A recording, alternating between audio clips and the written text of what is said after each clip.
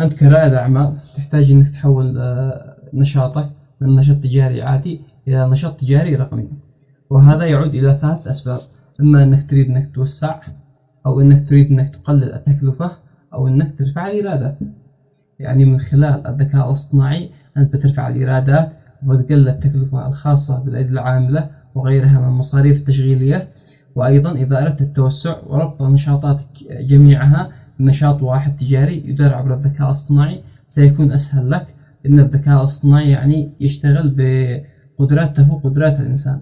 الإنسان مثلا قد يتعب، قد مثلا إنه يوقف إنه يشتغل، يحتاج فترة راحة، عقله يهنج، لكن الذكاء الاصطناعي بيشتغل على مدار 24 ساعة وبجهد متواصل وبحساب الدقيقة.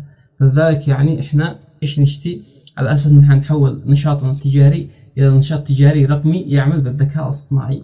طبعا هناك عدة أطر أعمال نعمل من خلالها على أن إحنا نحول النشاط التجاري العادي إلى نشاط تجاري يعمل بالذكاء الاصطناعي. فلذلك يعني إحنا بنستخدم دياجرام محدد يسمى بماذا؟ يسمى برسم فين. طبعا هذا رسم فين احنا درسناه في صف أول إعدادي، ثاني إعدادي، ثالث إعدادي، والآن بنستفيد منه على أساس يعني إن إحنا بنستخدمه فيما يخص مشروعنا.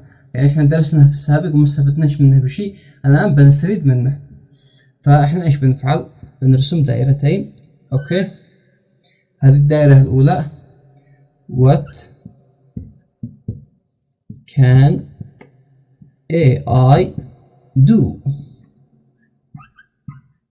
اوكي، ومعانا الدائرة الثانية او المجموعة الثانية. تمام، بنسميها، طبعا الرسم ما كانش افضل حاجة. اوكي.